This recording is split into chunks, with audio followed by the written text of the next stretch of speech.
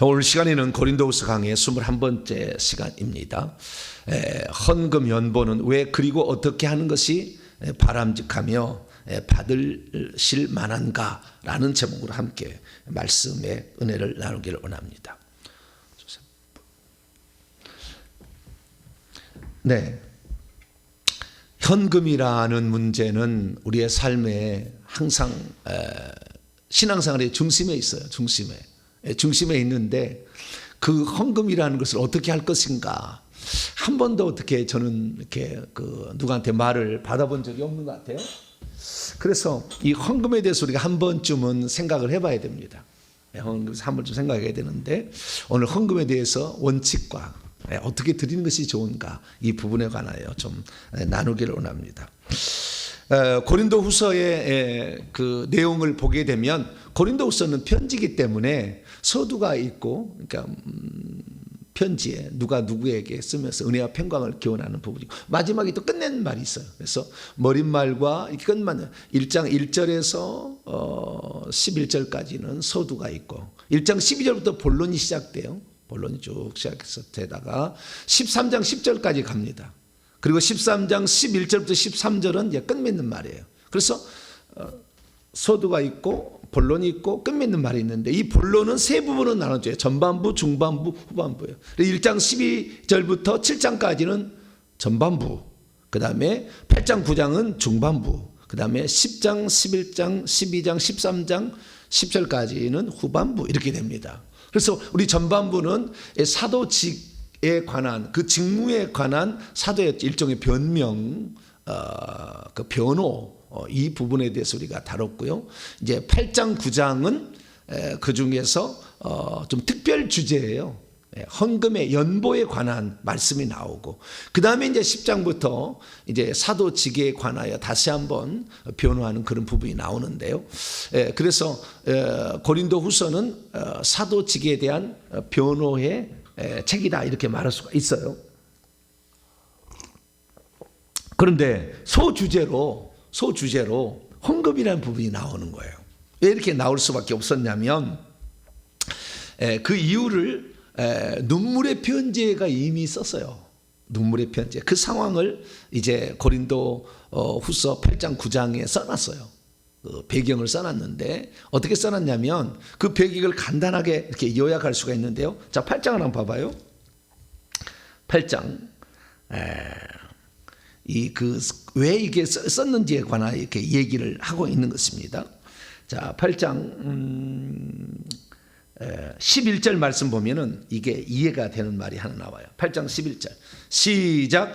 이제는 하던 일을 성취할지니 완수할지니 마음에 원하던 것과 같이 완성하는 대로 있는 대로 하라. 이게 마음에 하던 일을 하다가 멈췄다는 거예요. 그럼 뭔 일을 했냐면 이 헌금을 하기는 하는데 예루살렘 교회가 기근이 들어서 문제가 생겨서 지금 많이 어렵다는 얘기를 듣고 예루살렘 교회를 돕기 위한 성도들의 구제 연보를 하기로 언제부터 1년 전부터 자 10절 또 보세요.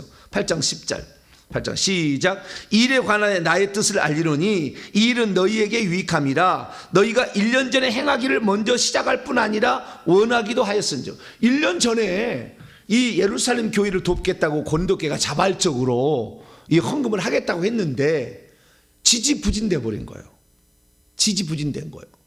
그런데 이 1년 전에 예루살렘 교회를 돕겠다고 고린도 교회가 헌금을 한다, 구제 헌금을 한 거죠. 쉽게 말해서 구제 헌금을 한다고 했는데 지지부진돼 버렸어요. 그런데 이 예루살렘 교회가 어려움을 당했다는 얘기를 듣고 예루살렘 교회에 헌금을 보내기로 한다고 고린도 교회가 하니까 이 마케도니아에 있는 교회 빌립보나 데살로니가나 베레아나 이런 교회들이 우리도 그러면 하겠습니다 라고 결단을 해가지고 오히려 그들은 헌금을 해서 보낸 거예요. 그런데 고린도 교회는 헌금을 한다고 했다가 쉽게 말하면 작정금 비슷한 거죠. 구제를 위한 작정 헌금이죠. 구제 헌금, 특수 목적 헌금이에요. 그래서 이런 헌금을 한다고 했는데 결국에 지지부진됐어요. 왜 지지부진되었느냐? 그것은 이 여러 가지 배경들 싹 보게 되면 이 예를 들어서 고린도서 7장 2절 한번 보세요. 2장 7절 시작. 마음으로 우리를 영접하되 우리는 아무에게도 불의를 행하지 않고 아무에게도 해롭게 하지 않고 아무에게도 속여 빼앗은 일이 없더라. 이 말은 무슨 말입니까? 거짓 그 사도들이 이 헌금을 많이 걷어가지고 착복한다 라는 말로 이렇게 속였던 것 같고요. 또 그 다음에 고린도후서 8장 20절 말씀을 보면 이것을 조심함은 우리가 맡은 이 거액의 연보에 대하여 아무도 우리를 비방하지 못하게. 이 거액의 연보를 받아가지고 예루살렘 교회를 지는데 비방하는 사람이 있다는 거죠. 이것은 아마 거짓 사도들로 추정이 됩니다. 이들이 이 사도 바울의 사도권을 문제 삼아서 이 사도도 아닌 자에게 그것을 맡기느냐, 우리는 예루살렘에서 수천세를 받고 왔으니까 우리에게 그 헌금을 달라라고 얘기를 했었을 것 같아요. 그래서 사도의 문제를 제기했던 그 거짓 사도들이 사도 바울에게 이 헌금을 맡길 수 없다는 것 때문에 하다가 문제가 생겨서 지지부진된 거예요. 그런데 오히려 마게도냐에서는 그렇지 않은 거예요. 자, 9장 넘어가요. 9장 2절 말씀 1절 2절을 한번 읽어보죠. 시작. 성도를 섬기는 일에 대하여는 내가 너희에게 쓸 필요가 없나니 이는 내가 너희의 원함을 알미라. 내가 너희를 위하여 마게도냐인들에게 아가야에서는 1년 전부터 준비했다는 것을 자랑하였는데 과연 너희의 열심이 퍽 많은 사람들을 분발하게 하였다. 그러니까 오히려 늦게 시작했던 마게도냐 성도들 교회, 빌립보나 데살로니가나 그 다음에 이쪽에 베레아나 여기에서는 훨씬 형편이 어려워. 고린도는요 부자예요. 왜냐하면 바닷가에 무역하는 데기 때문에 엄청 부자인 거예요. 그래서 고린도 교회는 부자들도 많았어요. 고린도전서 11장 읽어보면 음식 먹을 때도 막 먼저 갔다가 먹고 막 이렇게 부자들이 많았어요. 그렇기 때문에 헌금도 다른 교회들은 조금밖에 없어. 안 돼. 근데 여기는 헌금도 많이 나올 수가 있어요. 그래서 그랬는데도 불구하고 실제적으로는 고린도 교회는 한다고 했다가 안 하고 지지부진돼 버렸고, 오히려 다른 교회에서는 어떻게 했느냐 이렇게 했다고 나오는 거예요. 자, 8장 1절부터 3절이요. 다른 교회는, 마게도냐 교회는 이렇게 했다는 거예요. 형제들아, 하나님께서 마게도냐 교회들, 그러니까 빌립보 교회, 데살로니가 교회, 베레아 교회 이런 교회죠. 교회들에게 주신 은혜를 너희에게 우리가 알리노니 환난의 많은 시련 가운데서도 그들이 넘치는 기쁨과 극심한 가난이 있음에도 불구하고 풍성한 연보를 넘치도록 하게 했다는 거예요. 내가 증언하니 그들이 힘대로 할 뿐 아니라 힘에 지나도록, 힘에 넘치도록, 힘에 겹도록 자원하여서 은혜와 성도 섬기는 데 참여했다는 거예요. 그런데 오히려 돈 많은 이 고린도 교회는 한다고 했다 안 한다는 거예요. 거기에는 거짓 사도들의 미혹이나 선동이 있었을 거라고 추정이 됩니다. 오늘날도 그럽니다. 이 헌금을 하면 목사가 다 착복한 거 아니냐, 그리고 헌금을 안 하려고 하는 사람이 있어요. 그런 분들이 가끔씩 있더라고. 그건 어리석은 거예요. 왜 어리석었냐면요, 헌금을 하나님께 드리잖아요. 봉투로 딱 드리든지 온라인으로 딱 보내는 순간에 천사가 그 헌금을 받아가지고 그대로 하늘에 올라가는 거예요. 헌금을 받아서 하늘에 올라가서 그 행위책에다 이걸 기록을 합니다. 그래서 이름을 2개를 쓰면은 n분의 1로 2분의 1씩 이렇게 헌금에 이렇게 올라가서 천국에 기록이 되어서 그것이 우리의 천국집을 짓는 재료가 돼요. 바로 그렇게 되는 겁니다. 그러면은 헌금을 우리가 하나님께 냈을 때 그 헌금을 목사가 착복을 했든지, 말이 안 되는 일이지만 좌우지간 착복을 했든지 잘못 썼든지 그랬다고 칩시다. 그러면 그 헌금은 하나님께 안 드려진 건가요? 성도들이 잘못하는 게 있는 거예요. 헌금은 하나님께 드려서 올리는 그 순간에 이미 하나님께서는 받으시는 것이 되는 거예요. 받으시는 향기로운 제물이 되는 거죠. 우리가 구약에는 제물을 양을 잡고 소를 잡았지만 그거 하지 않잖아요. 그래서 우리가 하나님께서 베푸신 은혜를, 하나님께 베푸신 은혜를 우리의 그 사랑과 헌신의 마음, 그러니까 하나님이 베푸신 은혜를 어떻게 하면 표현할까라는 것을 감사와 헌신으로서 표현을 하는데 물질의 마음을 담아 하나님께 드리는 것이 헌금이잖아요. 그렇기 때문에 이 헌금이 드려지는 순간 하나님께 이미 들어갔기 때문에 헌금을 잘못 쓰든 못 쓰든 것은 그 사람에 대해 책임을 묻는 거지, 헌금을 잘못 착복했던가 잘못해서 썼던 목사에게 책임을 묻는 거지, 그 헌금이 하나님께 드려주가 이미 하나님께서 올라가 버린 거예요. 이미 약간 끝난 거예요. 그것을 잘 쓰냐 못 쓰냐에 대해서 검토를 할 필요가 없다고. 그 검토를 만약에 해가지고 이건 네가 내가 하는 것은 내 것이라는 것을 계속 주장하는 것밖에 안 되는 거예요. 그러면 헌금을 안 드리는 것으로 하나님 환원해 버리는 거예요. 아직 그걸 잘 모르더라고. 그래서 우리가 하나님께 헌금을 드려버리는 순간 하나님의 것이에요. 그 하나님의 것은 이 하나님의 종이 교회의 예산을 다 통과를 해가지고 그 예산에 따라서 집행을 하는 겁니다. 예산에 세우지 않는 것은, 그래서 어떤 것은 예비비로 들어가게 되고, 그러지 않은 것은 물어가지고 이런 특별 예산이 더 들어가는데, 그래서 이 재직회의를 열은가 공동회의를 열어가지고 이체 더 들어갈 문제에 대해서는 얘기를 해서, 예를 들어서 차를 산다, 만약에 차를 원래 계획이 없었는데 그러면 이것을 공동회의를 통과해서 이제 이렇게 재정을 원래 재정이 아닌 걸 지출한 걸 하는 것인가, 공동회의에서 그 다음에 지출한 거 이미 결정한 대로 다 수행이 되는 겁니다. 그렇게 되는 거예요. 함부로 하는 게 아니라. 그래서 그렇게 추정이 되는데 사람들은 잘못 알고 이것을 어떻게 했다라고 해가지고 자기 것 신앙해가지고 이렇게 되고요. 또 교회가 만약에 싸워가지고 갈라져서 두 교회가 되게 되면 한 교회에서는 그 성도의 숫자만큼 헌금을 달락해서 가져가는 경우가 있어요. 성도의 숫자만큼 달락해서 가져가는 경우가 있다고. 이것도 상당히 고민이 될 문제예요. 왜냐하면 그것을 달락하는 순간 환원이 돼버리니까. 환원이 돼버리는 거니까. 그래서 이 달라고 할 것이 아니라 나간 교회를 기존의 교회가 줄 수는 있겠죠. 그러나 우리의 몫이 있으니까 달라고 한다, 이렇게 하는 순간 헌금은 무효화되는 거예요. 그러면 하늘의 건축 재료들이 사라지는 거다고요. 근데 그걸 잘 몰라. 그러니까 하나님께 드리는 순간 하나님 거예요. 만약에 목사가 이걸 잘못 썼으면 하나님께서 가만두지 않겠지. 반드시 그 벌하겠지. 그것을 후손이라도 반드시 벌하겠지. 그걸 절대 그냥 있는 법은 없어요. 왜? 하나님의 것을 도둑질한 죄에 대해서 하나님 가만두겠어요? 그러니까 이 물질을 쓰는 문제에 있어서는 누가 책임지는 거예요? 이미 드려져서 교회가 받았으면 이 교회가 받은 것은 책임을 지는 것이고, 교회 총대장인 대장이라는 거, 교회 총책임자인 이 목사나 어떤 담당자가 이게 그것에 대한 책임을 지겠죠. 그것은 하나님이 책임을 그 종에게 물으시는 거죠. 그러는 거지. 헌금을 이 목사가 잘못 썼다고 해서 그 헌금이 잘못 쓴 거에 대해서 하나님은 그 성도들에게 책임을 묻거나 책임 관리를 안 했다고 그러지는 않아요. 드려지는 순간에 하나님 것이 되는 겁니다. 할렐루야. 이것을 분명히 알아야 돼요. 그래서 헌금에 대해서 내가 잘못 쓸까 못 쓸까 걱정할 필요가 없다고. 그런데 걱정을 미리 하는 사람들이 있어. 이것은 상당히 문제가 있는 거예요.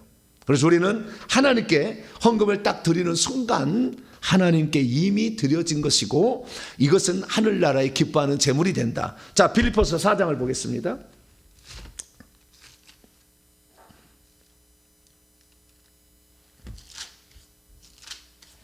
빌립보서 4장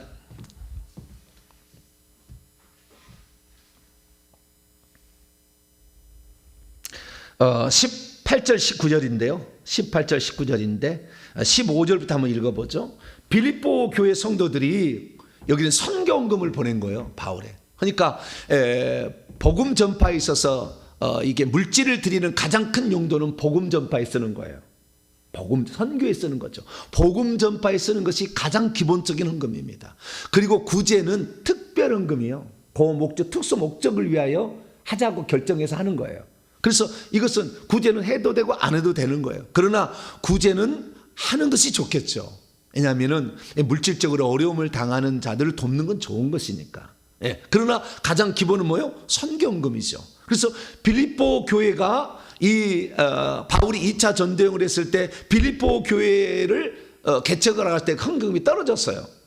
그래서 빌립보 교회에서 조금 좀 도와준 게 있었잖아요. 루디아 자주장사가 좀 도와주고 이렇게 가지고 왔다가 그 성경금을 데살로니가 베라에서 다 쓰고 아덴 지나서 다시 고린도 할 때는 돈이 완전히 떨어진 거예요. 그래서 고린도 교회에 있을 때 바울이 텐트 만드는 일을 통해서 전도팀들을 먹여 살려야 되니까 자우디가 대장으로서, 그래서 이 텐트만 일을 하다가 브리시길라 아굴라 부부를 만나서 비로소 선교원금을 그들로부터 받아서 다시는 이제 일하지 않게 되는 이런 상황으로 가게 됩니다. 그때 이 빌립보 교회가 그 했던, 자기가 아무것도 없이 선교험이 떨어졌는데, 그러니까 안디옥 교회에서 2차 전도여행할 때 바나바하고 싸웠는데, 바나바는 그 교회 담임 목사였잖아 원래, 안디옥 교회. 그래서 바나바가 마가 요한을 데리고 다른 데로 갈 때 선교금이 그쪽으로 가는 바람에 선교금이 별로 없었던 거죠. 그래서 문제가 생긴데, 그때 빌립보 교회가 이 선교금을 보내는 거예요. 아주 잘한 거예요. 그리고 그 얘기를 한 거예요. 선교, 하나님의 복음 전파를 위해서 드리는 헌금이 어떤 가치가 있는지를 설명을 해놨어. 가치가. 자, 15절부터 읽었습니다. 빌립보 사람들아, 너희도 알거니와 복음의 시초에 내가 마게도냐를 떠날 때에 주고받는 일에 내 일에 참여한 교회가 너희 외에 아무도 없었다. 그러니까 바울이 선교금이 없어서 일해야 될 그런 판국에 처했는데 아무도 알지 못했는데 빌립보 교회의 루디아 자주장사가 선교금을 보내온 거죠. 데살로니가에 있을 때에도 너희가 한 번뿐 아니라 두 번이나 나의 쓰고, 두 번이나 보낸 거예요. 쓸 것을 보내었도다. 나의 쓸 것을. 물론 바울의 개인이지만 이 선교를 하고 있는 선교 주체에게 보낸 거죠. 네, 바울과 그 다음에 디모데나 누가나 이런 사람이 있었을 거 아니에요. 그런 사람에게 보내었도다. 내가 선물을 구함이 아니요 오직 너희에게 유익하도록 풍성한 열매를 구함이라. 내게는 모든 것이 있고 그리스도가 있으니까 또 풍부한지라 에바브로디도 편에 너희가 준 것으로 받음으로 내가 풍족한. 그때 에바브로디도라는 사람을 통해 성경을 보내온 거예요. 풍족하니 이는 그 헌금이, 그러니까 주님만 있으면 모든 것이 있는 거 아니에요. 그래서 주님께서 알아서 채워주실 것인데, 그러나 그 주님이 쓰시는 사람으로서 빌립보 교회가 하나님의 사람으로서 쓰임을 받은 거죠. 그럴 때 그 헌금이 어떤 거냐는 가치에 대해서 얘기를 해요. 첫째, 이는 받으실 만한 향기로운 제물이다. 구약에 하나님께 드리는 숫소를 드리듯이 하나님께 드리는 받으실 만한 향기나는 제물이다. 흠향하시는, 주님이 흠향하시는 예물이란 게 그런 거예요. 주님이 그걸 흠향하신다는 거예요. 만족하신다는 거잖아요. 두 번째, 하나님을 기쁘시게 하는 것이라. 하나님을 기쁘시게 하는 거래. 그게 예물을 드리는 것이 하나님을 기쁘시게 하는 거라는 거예요. 세 번째 뭐냐, 그래서 나의 하나님이 그리스도 예수 안에서 영광 가운데 그 풍성한 대로 너희 모든 쓸 것을 채우시리라. 이게 하나님께 드려지면 두 가지 의미가 있다는 거예요. 받으실 만한 향기로운 제물이 되고 하나님을 기쁘게 해드리는 도구가 된다 이거예요. 이게 예물의 의미예요. 이게 헌금의 의미예요. 그러면 하나님께서 그걸 받으시고 흠양하시고 입을 딱 씻어버리느냐? 그렇지 않다는 거예요. 두 가지 복을 주는 거예요. 실제로 천국에 가면 우리가 드려진 그 예물이 우리의 천국집의 재료가 되는 거예요. 할렐루야. 그러니까 너희 보물이 있는 것은 너희 마음이 있다. 예수님이 얘기하실 뿐만 아니라 한 가지 더 했죠. 자, 마태복음 6장.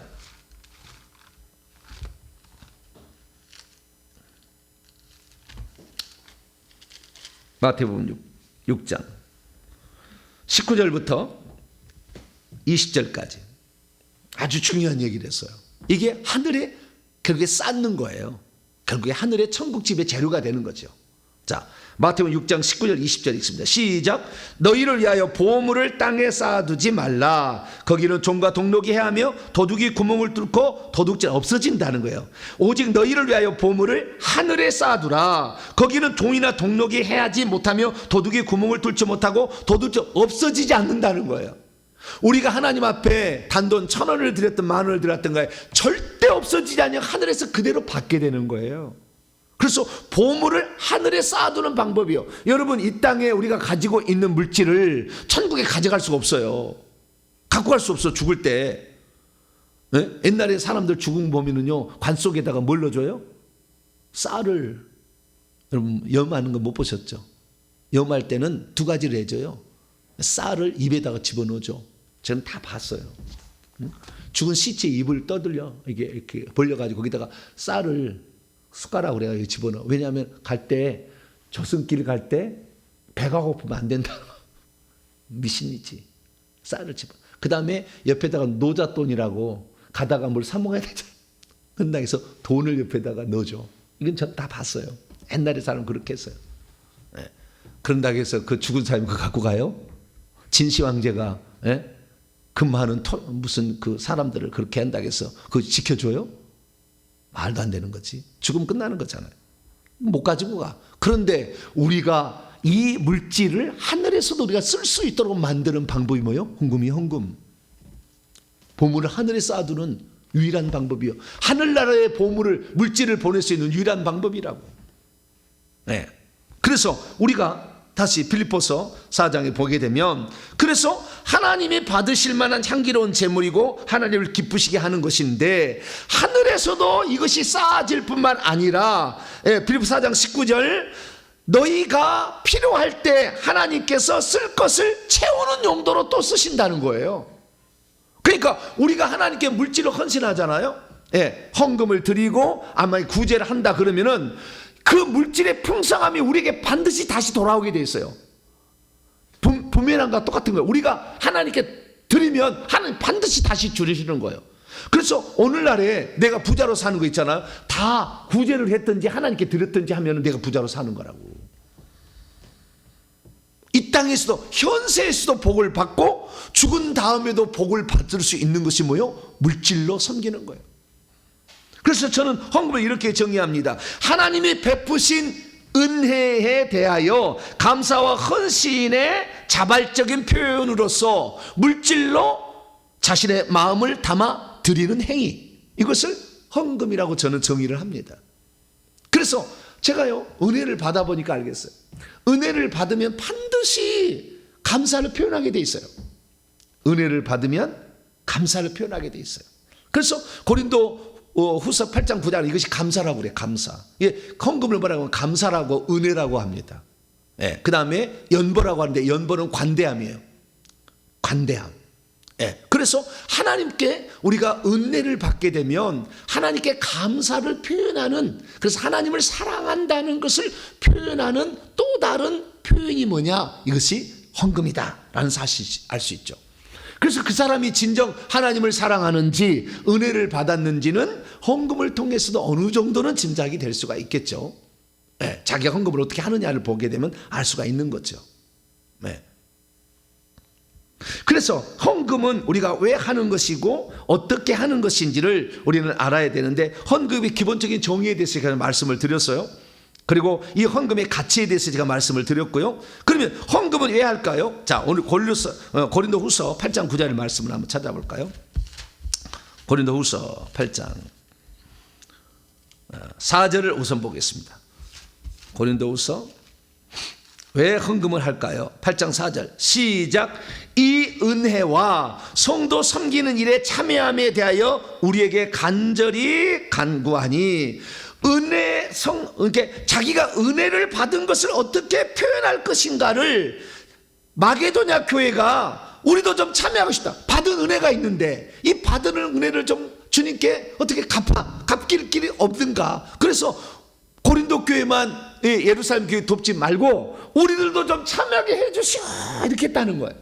그래서 은혜를 받은 것에 대한 감사와 헌신의 표현이 헌금이다 이렇게 말할 수 있죠. 그래서 이 헌금을 왜 하는가? 은혜를 받으면 하는 거예요. 은혜를 받으면 하는 거예요. 그 다음에 두 번째는 성도 섬기는 일이라고 되어 있잖아요. 그러니까 연약한 그리고 물질적으로 허덕이는 자들을 형제라는 생각으로, 천국에 들어가면 같은 형제 자매잖아요. 가족이잖아요. 그들을 내가 돕는 거잖아요. 사랑으로 섬기는 거예요. 섬기는 거. 그래서 헌금은 왜 하는 것인가? 두 가지고, 하나님께 받은 은혜에 대한 감사와 헌신의 표현이고, 뿐만 아니라 약한 지체들을 사랑으로 섬기는 행위요. 이것이 바로 헌금을 하는 이유입니다. 그래서 헌금을 하는 이유는 뭐냐? 이 두 가지인 것이죠. 그렇게 함으로써 어떤 결과가 나느냐? 자, 고린도후서 8장 13절로 14절까지 한번 읽어보죠. 어떤 결과를 낳느냐 있습니다. 시작. 이는 다른 사람들은 평안하게 하고 너희는 헌금을 막 독려했는데 이것이 너희를 권고하고 괴롭히려고 하는 것이 아니요 균등하게 하려 함이니 이제 너희의 넉넉한 것으로 그들의 부족한 것을 보충함은 후에 그들의 넉넉한 것으로 너희의 부족한 것을 보충하여 균등하게 하려 함이라. 균형을 맞추는 거다. 이게 무슨 말입니까? 예루살렘 교회가 결국에 복음을 전해준 거 아니에요. 영적인 것을 뿌린 거예요. 예루살렘 교회가 복음이 거기서 나왔으니까. 시온에서부터 율법이 시온에서 나오듯이 예루살렘에서 복음이 나와서 전 세계로 퍼져가잖아요. 그 예루살렘에서 바나바를 파송해서 안디옥 교회에 왔고 안디옥에서 또 다른 곳에 또 선교를 하는 거잖아요.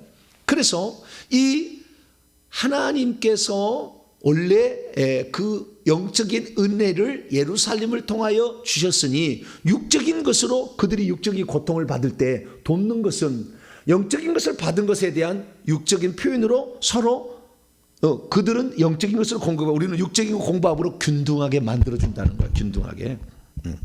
이것이 헌금의 어쩌면 일종의 가치고 또한 헌금의 결론적인 어떤 내용이 되는 거죠. 그래서 이 받은 은혜에 대한 하나님이 나에게 베푸신 그 은혜에 대한 자연 반로적인 사랑과 헌신의 표현으로서 이 헌금이지만 이 헌금은 결국에 여러 약한 지체들을 섬기게 되는 그래서 균등하게 되어지게 되는 부자는 가난한 자를 돕게 되는 것이고 영적인 것을 가지고 있는 자는 영적인 것을 나누는 것이 되기 때문에 이것이 균등하게 되어지는 하나의 방법인 거죠.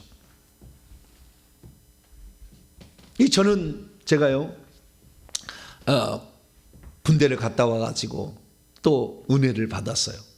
은혜를 받았는데 너무 감사하더라고요. 받은 은혜가 뭐냐면 영적인 세계를 그때 이제 저의 1호 스승인 이상관 목사님이라고요. 생명의 성령의 법이나 생명의 성령의 법 세미나를 주최하신 분이 있는데 그분한테 제가 1호 제자예요. 그분한테 은혜를 많이 받았어요.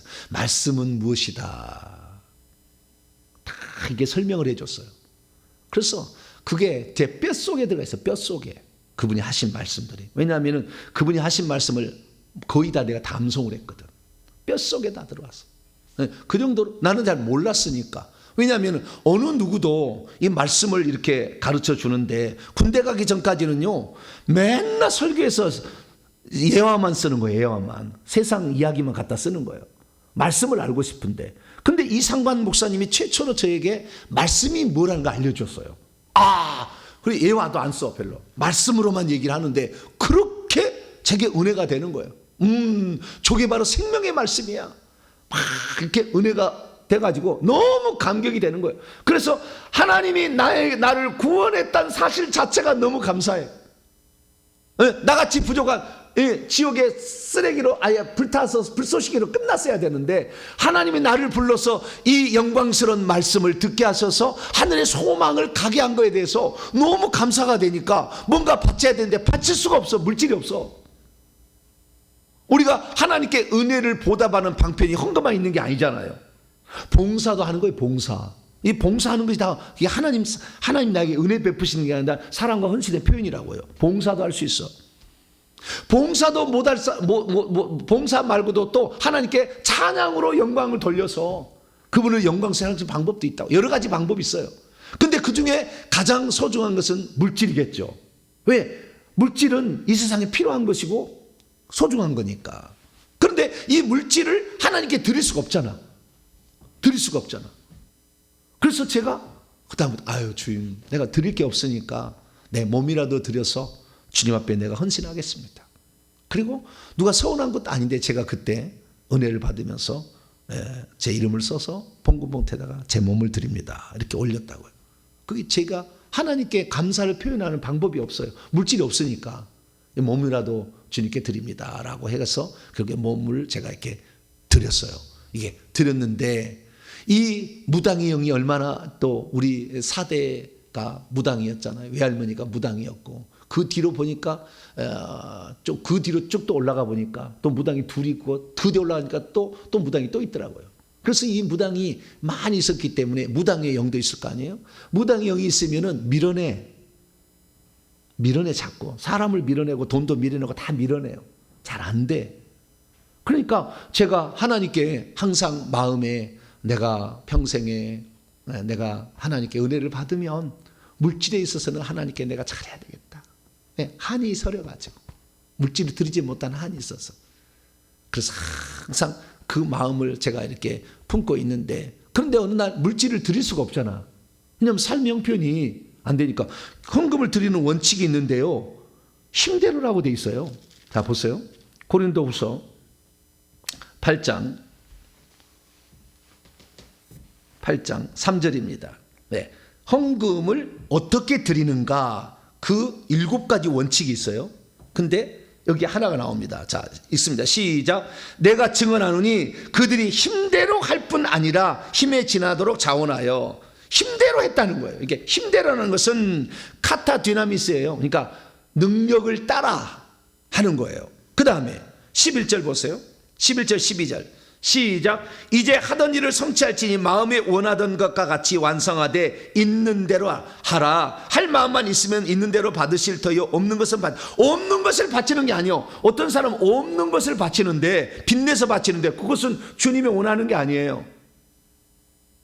가지고 있는 것을 드리는 거라고. 네, 가지고. 근데 가지고 있는 것이 없잖아. 물질이 없잖아. 드리고 싶은데. 그때 가장 많이 불렀던 것이 세상에서 방황할 때요. 얼마나 많이 울었는지 몰라. 세상에서 방황할 때 나 주님 못날네. 내 마음대로 고집하며 세상 죄 다 튀었네. 예수여 이 죄인도 용서받을 수 있나요? 벌레만도 못한 내가 용서받을 수 있나요? 이 찬송이 그때 당시는 제가 그때 당시에 그 부른 찬송이에요. 다 벌레만도 못한 내가 용서받을 수 있나요? 그 찬송을 그렇게 많이 불렀어요. 너무나 하나님이 벌레만도 못한 나를 지옥에 갈 나를 건져주신 거에 대해서 너무 감사하니까 어떻게 이걸 표현할 수가 없는 거죠. 네. 그랬어요. 제가 주님 제가 물질로 표현하기 전까지는요. 제가 가진 것을 가지고 표현할게요. 내가 가진 것은 다른 거 몰라도 내가 성경에 대해서는 내가 절대로 공부를 해가지고 말씀에 대해서 궁금하고 말씀에 대해서 사모하는 자들이 항상 만족할 말씀을 내가 하겠습니다. 그래서 이 영적인 부분에 있어서 설교 들어보면은 조금 꼬막 그 껍질이나 들어갈 분량이나 요 정도로 은혜 주는 게 아니라 말씀 주는 게 아니라 진짜 모든 말씀이 살아계신 하나님 말씀이 되도록 나는 증언해서 내가 깨닫고 내가 경험한 모든 것을 다 누구든지 받을 수 있도록 나는 하겠습니다. 할렐루야. 전 그 마음을 딱 품었어요. 왜? 이것도 하나의 내가 받은 은혜에 대한 표현이잖아요. 내가 가지고 있는 것을 가지고 주는 건데 가지고 없는 것은 못 주는 거잖아요. 그래서 제가 다른 것은 몰라서도 이 성경 말씀에 있어서는 어떤 사람에게도 말씀을 줄 수 있는 준비를 하겠다. 내 목사로서 각오를 내가 한 거예요. 그래서 오늘날에 저는 무명의 사람이고 아무것도 알리지 않는 사람이지만 말씀을 사모하는 사람을 들으면 깜짝 놀래. 밤이고 낮이고 들어. 한번 듣기 시작하면 이 말씀을 제가 시리즈로 해버리거든. 전체를 내가 창세부터 요한계시록 다 얘기를 해버리거든. 왜? 내가 베풀 수 있는 것이 뭐냐 이거지. 내가 영적으로 굶주린 자들에게 베풀 수 있는 게 뭐냐. 내가 물질로 돕지를 못하지만 이 말씀으로는 내가 얼마든지 도울 수 있다 생각을 한 거예요. 그래서 나는 이 말씀으로 사람들을 돕기 위한 방법을 택해서 아직 그 미신 이런 무당 이런 걸 잘 영적 세계 잘 모를 때예요. 말씀이라도 내가 사람들에게 이 공급하는데 정말 이 말씀을 내가 공급하고 싶다. 이렇게 해서 그동안에 한 거예요. 그래서 우리가 없는 것을 바칠 수 없는 거예요. 헌금을 없는 걸 바치면 안 돼.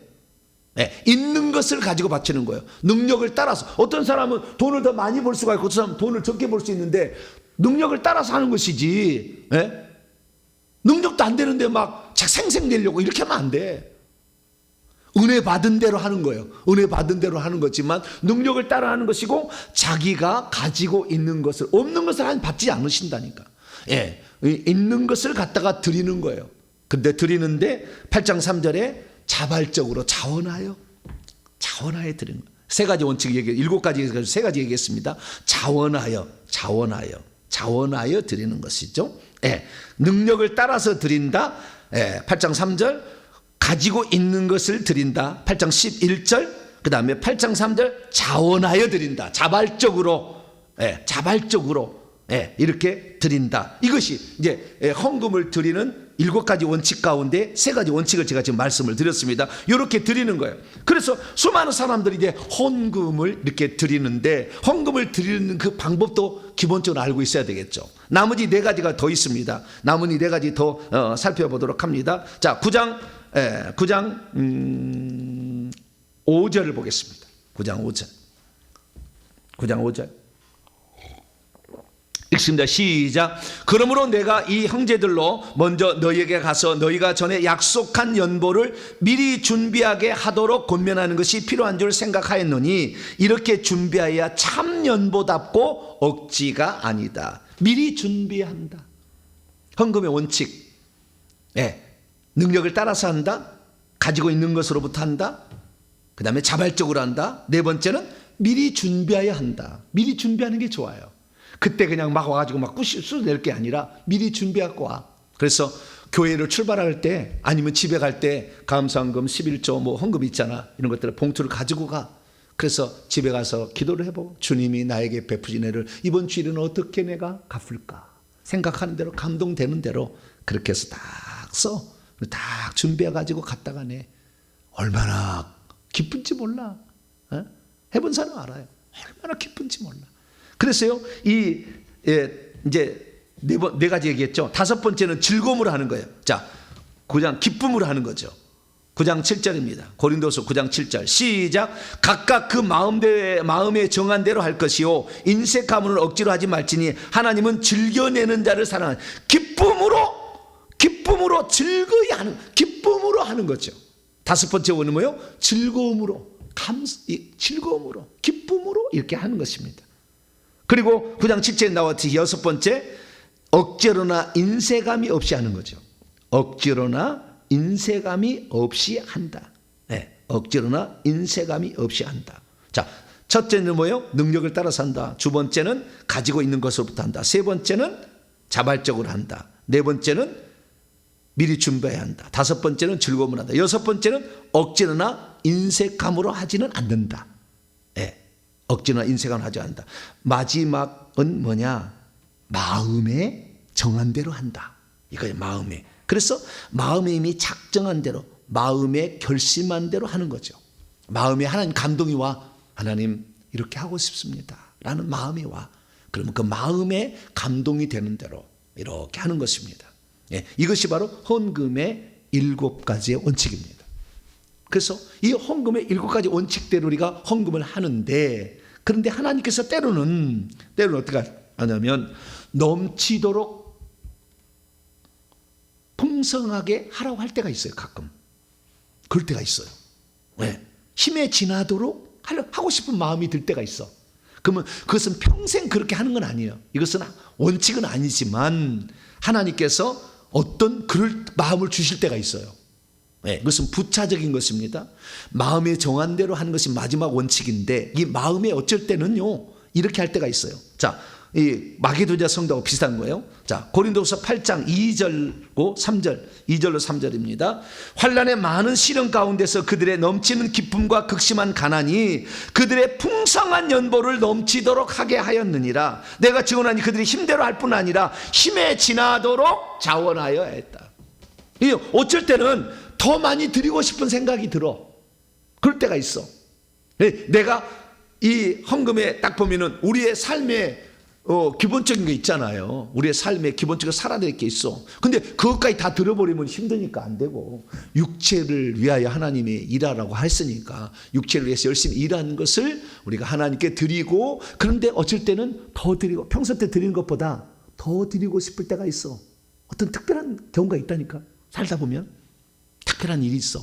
그때는 하나님 앞에 더 기도를 하고, 주님, 내가 이번 일은 너무 제 인생에서 중요한 거 감사합니다. 이럴 때는 더 이렇게 그래서 가끔씩 있어야 돼, 그런 것들이. 예. 맨날 정한 대로만 이렇게 딱 그 규칙대로 하는 게 아니라, 하나님이 때로는 감동을 줄 때에 그때는 조금 더 생각해서. 네. 왜냐하면 그런 마음이 들으니까, 받은 은혜를 어떻게 보답할까 하는 그런 마음이 있으니까, 그때는 좀 더 자원하여서 하되 좀 더 하나님께 드릴 수 있는 이런 마음도 가끔씩 와요. 그럴 때는 그때는 능력 이상의 것도 우리가 할 때도 있다, 가끔. 그렇게 말할 수 있다는 거예요. 그래서 저도 이렇게 경험을 해보면은 내가 드릴 수 있는 분량 이상을 드릴 때 훨씬 감격이 돼요. 내가 드릴 수 있는 분량만 드리는 것보다, 내가 드릴 수 있는 분량보다 훨씬 더 많이 드릴 때 그때 감동이 돼요. 주님, 내가 이렇게라도 드릴 수 있어서 너무 감사합니다. 내가 주님을 사랑한다는 표현을 할 수 있는 게 별로 없는데, 주님을 사랑한다는 표현을 찬양으로도 할 수 있겠지만, 그러나 물질은 네 보물인 거, 네 마음이 있는 것이니까 그 물질을, 보물을 하나님께 드릴 때 그때 큰 감동이 되는 거죠. 글쎄요, 제가 요즘에 봅니다마는 회개와 청봉 연구소를 세워야 되는데, 제가 물질적으로 뭐 돈을 버는 사람이 아니잖아요. 그래서 저는 제가 가지고 있는 모든 것을 다 아낌없이 다 드립니다. 제가 깨달은 영적 지식, 성경 다 아낌없이 드려요. 영적 능력, 요즘은 초자연적 능력도 나타나서 이제 축사를 하고 치유도 하는데, 다 그냥 값없이 다 이렇게 합니다. 이렇게 하는데 제 마음을 알아주는 사람들이 있어. 저 종이 개인적으로 무슨 착복하는 게 아니라 저걸 주의 나라를 위해서 저렇게 한다. 그래서 어떤 분들이 헌금을 보내는데요, 어제도 100만 원, 얼마 전에 또 1000만 원, 그 전에는 1억도 보낸 분도 있었어요. 그래서 땅을 샀다니까. 땅을 사가지고 지금 이제 건축하려고, 올 7월 때부터 지금 건축하려고 생각하는데요. 지금 이렇게 가고 있어요. 그래서 저는 그들의 이 1,000원짜리 하나라고 하는 작은 것부터 시작해서, 그들이 다 모든 게 넉넉하지는 아니잖아요. 어떤 분이 제일 감동적인 것은 어느 날 토요일 날 쇼핑백을 갖고 왔어. 쇼핑백을 들고 왔어. 근데 수천만이 들었었어요, 거기에. 쇼핑백이 들어왔는데, 누나인가 봐. 남동생들한테 너희들도 이거 해야 된다. 그래가지고 동생들한테도 헌금을 받았어. 그래가지고 가져온 거예요. 근데 이분이 어떤 분이냐, 이분이 그 임대주택에 사시는 그런 분이에요. 그러니까 넉넉한 분이 아니야. 몇 년을 모은 거예요. 자기의 있는 모든 돈을 몇 년을 모았어. 그래가지고 이것을 붙이게 되면 나라에서 걸리게 된대요. 그러니까 임대에 무슨 혜택이 안 나온다. 그래서 그 정말 귀중한 돈을 모으고 모아가지고 몇 년을 모아가지고 쇼핑백에 가져와서, 와, 나는 뭐 눈물이 나. 이 정보배 목사가 모시고 정보배 목사가 하는 일이 뭔지를, 아무것도 아닌데도 불구하고 이 하나님 나라를 위해서 가고 있는 그것을 믿은 거 아니에요. 믿지 않는 사람이 어떻게 헌금을 낼 수 있어요? 그하게 못 냈지. 그래서 나를 그렇게 믿어준 게 너무 감사하고, 내가 하는 이 일이 하나님이 하시고 다 했다는 것을 알았다는 게 너무 감사하고, 이 마지막 시대에 무슨 일을 지금 하나님이 행하고 있는 것인가, 그가 동참해서 하늘나라에서 빛난 면류관을 받기까지 천국집을 잘 준비할 수 있다는 것에서 나는 너무 감격스러워. 잘했다, 너무 잘했다. 균등하게 하는 거잖아요. 없는데 할 수 있는, 그래도 모았어. 이렇게 했을 때, 와, 정말. 그래서 우리가 이 땅에 살면서 하나님을 감동시키는 여러 가지 방법이 하나 있는데, 그 중에 물질로 하는 것도 있다. 그것은 주님께서 정말 받으시고 받으시는 향기로운 재물이다라는 사실을 아시고, 이 헌금을 왜 하고 어떻게 하는지를 제대로 깨달아서 하나님을 감동시키며 천국을 아름답게 준비하고, 이 땅에서도 하나님 필요할 때 풍족한 대로 채워지는 놀라운 은혜가 여러분에 있게 되기를 간절히 바랍니다. 거룩하신 하나님 감사합니다. 사도 바울이 고린도 교회에게 작정했던 그 헌금을 독려하면서 쓴 말씀을 통하여 헌금의 의미와 헌금의 이유와 헌금의 방법에 대해 살펴봤습니다. 우리 자신에 관하여 또 우리가 드리는 헌금이 어떻게 드려져야 되는지를 알게 되었사오니 정성껏 감동으로 믿음으로 감사함으로 은혜 받은 대로 드려서 주의 나라 복음 전파에 우리도 동참하는 자 되게 주시옵소서. 우리 주 예수 그리스도의 이름으로 기도하옵나이다. 아멘.